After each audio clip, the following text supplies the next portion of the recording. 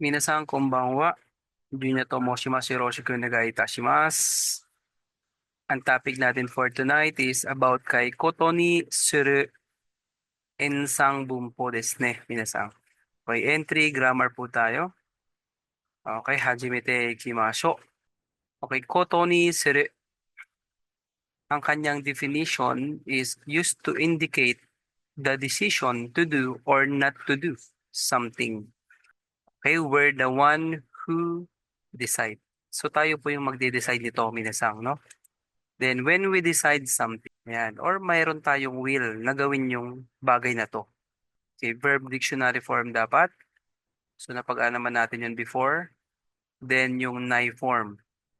Okay, I decided to work in Japan. So ako po yung nag-decide na mag-work in Japan.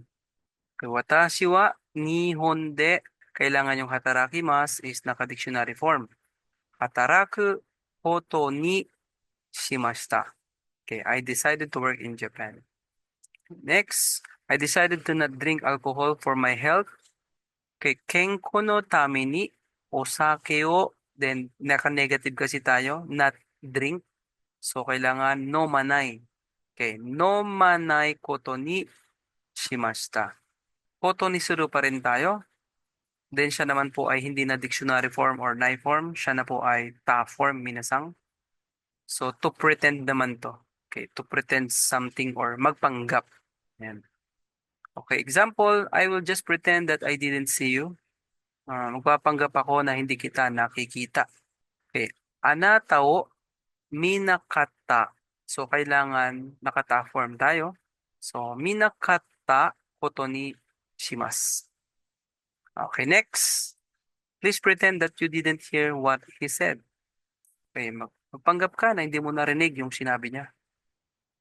Okay, so, kare ga itta no o kikanakata koto ni shite kudasai.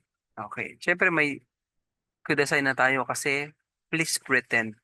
Thank you for watching, minasang. Subscribe to my YouTube account, J Mercado, and follow my page, JNR Tutorial. Jamata ne, minasang.